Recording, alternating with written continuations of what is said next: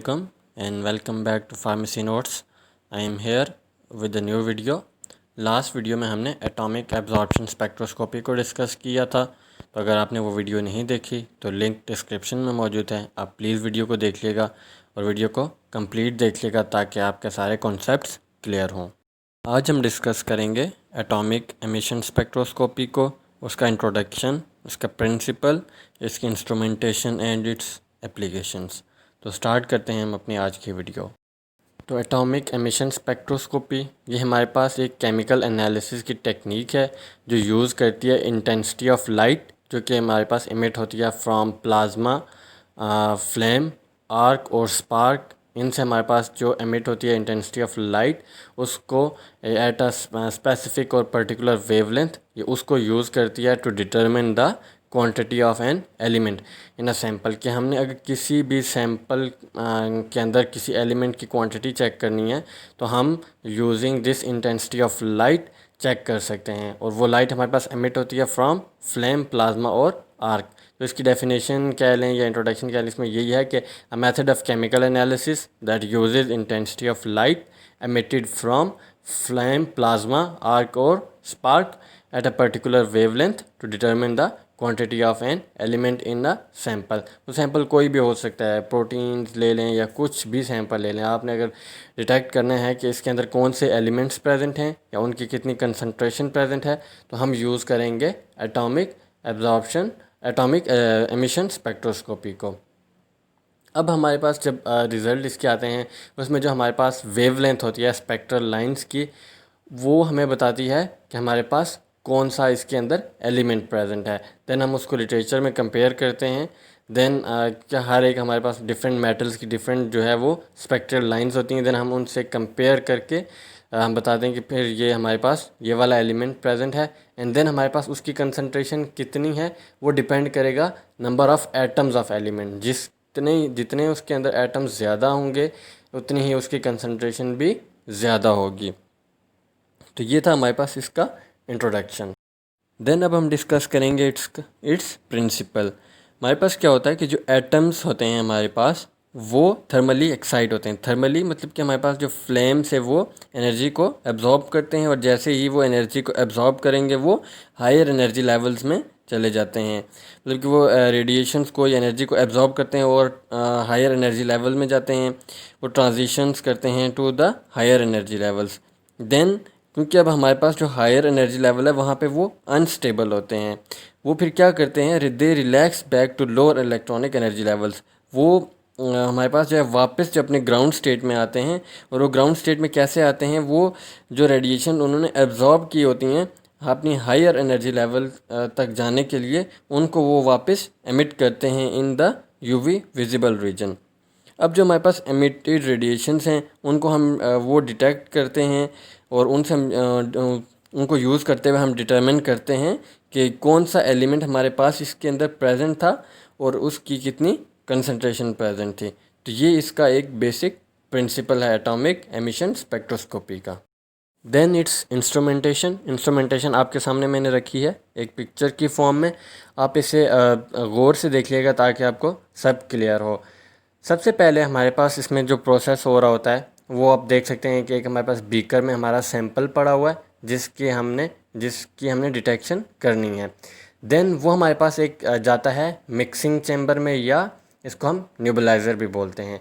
न्यूबलाइज़र के अंदर जैसे ही हमारे पास सैंपल मूव करता है वहाँ पे वो क्या होता है कि वो हमारे पास जो टाइनी ड्रॉपलेट्स हैं, ड्रॉपलेट्स में वो कन्वर्ट हो जाता है। देन इसके अंदर हमारे पास जो फ्यूल गैस है जिसमें हम एसिटाइलिन यूज़ कर रहे हैं, और ऑक्सीडाइजिंग गैस जिसमें H2 हम यूज़ कर रहे हैं, वो इसके अंदर इंटर होती हैं। और वो जो हमारे पास फाइन ड्रॉपलेट्स, एरोसोल ड्रॉपलेट्स हमारे पास बने होते हैं, उनको वो मूव करते हैं टू द फ्लेम। अब वो with the help of these gases हमारा जो सैंपल है वो ड्रॉपलेट्स की फॉर्म में हमारे न्यूबलाइज़र या मिक्सिंग चैम्बर से मूव करता है इनटू फ्लेम।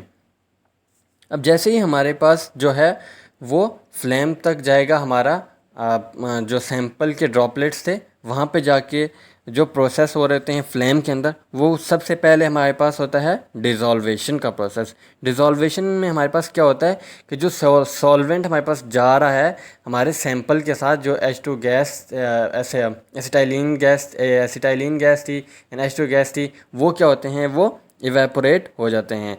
और इस प्रोसेस को या एवेपोरेशन ऑफ सॉल्वेंट जो हमारे पास होती है, इसको हम कहते हैं डिज़ोल्वेशन, कि हमारे पास जो है वो सॉल्वेंट मूव हो जाता है। देन इसमें नेक्स्ट हमारे पास होता है वेपराइजेशन। अब जो हमारे पास सैंपल था उसमें से जो है वो सॉल्वेंट रिमूव हो गया, इवेपोरेट हो गया। जो सैंपल था हमारे पास वो कन्वर्ट हो जाता है इनटू गैस फॉर्म। अब वो गैस फॉर्म में क्यों कन्वर्ट होता है, क्योंकि हमारे पास जो फ्लेम का टेम्परेचर होता है वो बहुत ज़्यादा हाई होता है। अब हाई टेम्परेचर की वजह से वो गैस फॉर्म में कन्वर्ट हो जाता है और इस फेज़ को हम कहते हैं वेपराइजेशन।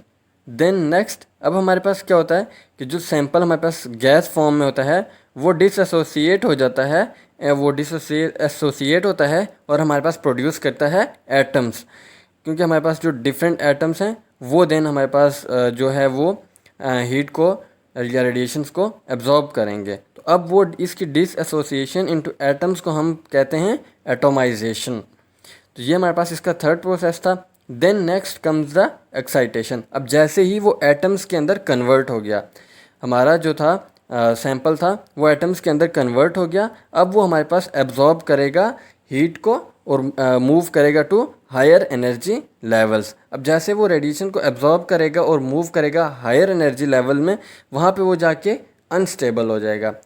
आफ्टर सम टाइम वो क्या होगा, उसने जो रेडिएशंस एब्जॉर्ब की हैं वो वापस एमिट करता है, और वो जो रेडिएशन उसने एमिट की हैं अब हमने उनको डिटेक्ट करना होता है। और वो रेडिएशंस हमारे पास इस स्लिट के थ्रू होती हुई आगे जाती हैं मोनोक्रोमेटर में। मोनोक्रोमेटर्स जो हैं वो प्रोग्राम्ड होते हैं, वो स्पेसिफिक जो है एक स्पेसिफिक वेवलेंथ की लाइट को वहाँ से पास होने देते हैं, बाकी सबको वो पास नहीं होने देते हैं। तो ये प्रोग्राम किए हुए होते हैं कि इनमें से हमने कौन सी वेवलेंथ वाली लाइट को पास करना है और कौन सी को नहीं करना। इनमें एक चीज़ मैंने मिस किया, हमारे पास जो है लाइट सोर्स है, इसमें एक होलो कैथोड लैंप है, और वो मैंने आपसे डिस्कस किया था लास्ट में एटॉमिक एब्जॉर्प्शन स्पेक्ट्रोस्कोपी में कि वो हमारे पास किस चीज़ के बने होते हैं, तो आप वो वीडियो भी देख सकते हैं। देन नेक्स्ट, मोनोक्रोमेटर से हमारे पास जो स्पेसिफिक वेवलेंथ की लाइट वो पास हुई, then it enters into the detector. Detector हमारे पास जो मोस्ट कॉमनली यूज़ होते हैं वो फोटो मल्टीप्लायर ट्यूब्स यूज़ होती हैं। और देन हमारे पास डिटेक्टर का क्या काम होता है कि वो हमारे पास जो लाइट सिग्नल्स आ रहे हैं उनको वो कन्वर्ट करता है इनटू इलेक्ट्रिकल सिग्नल्स। अब वो इलेक्ट्रिकल सिग्नल्स हमारे पास सिस्टम में आते हैं और सिस्टम में हमारे पास वो रिजल्ट्स डिस्प्ले होते हैं in the form of graph. अब वो रिजल्ट्स फिर हमारे पास जो पीक्स आती हैं हम उनसे कैलकुलेट करते हैं कि ये हमारे पास कौन सा एटम प्रेजेंट था।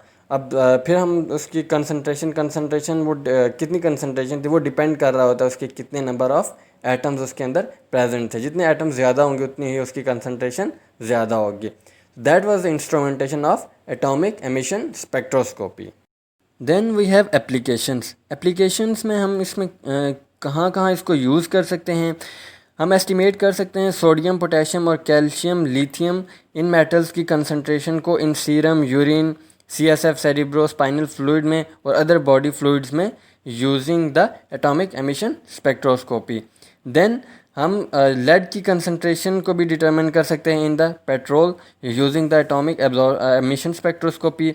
एंड इसको हम determination of calcium and magnesium in cement के अंदर हमारे पास कितने कैल्शियम और मैग्नीशियम की कंसंट्रेशन हम उसको भी डिटेक्ट कर सकते हैं using atomic emission spectroscopy. And last is the determination of alkali and alkaline earth metals.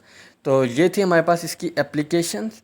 I hope आपको सब क्लियर होगा। अगर आपको कोई क्वेश्चन है या आपको कुछ समझ नहीं आया, आप प्लीज़ कमेंट सेक्शन में अपना जो क्वेश्चन है वो कमेंट करें, मैं उसका ज़रूर आंसर करूँगा।